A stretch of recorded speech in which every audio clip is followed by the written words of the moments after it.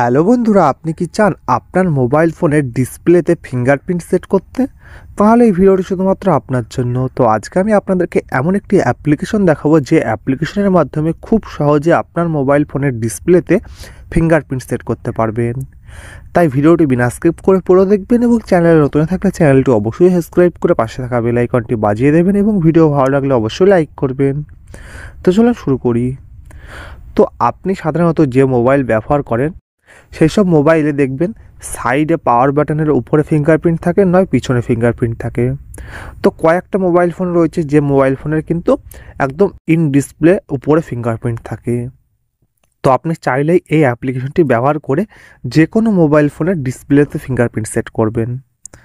তো অ্যাপ্লিকেশনটি ডাউনলোড করার জন্য সর্বপ্রথম আপনাকে প্লে স্টোরে আসতে হবে।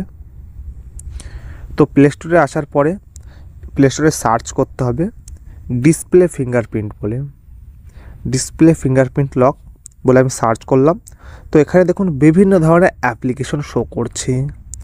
তো এখান থেকে আমি কিন্তু যাবতীয় সব অ্যাপ্লিকেশন ডাউনলোড করে দেখেছি, কোনো অ্যাপ্লিকেশনই কিন্তু ঠিকঠাক কাজ করে না, সমস্ত অ্যাপ্লিকেশনই কিন্তু ফেক অ্যাপ্লিকেশন।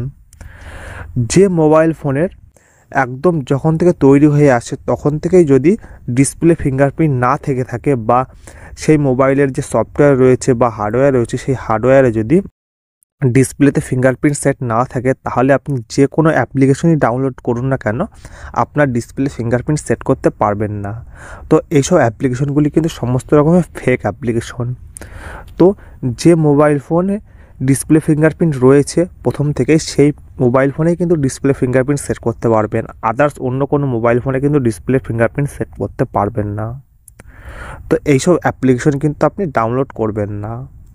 তো আশা করি ভিডিওটি ভালো লেগেছে। তো ভিডিওটি শেষ পর্যন্ত দেখার জন্য অসংখ্য ধন্যবাদ।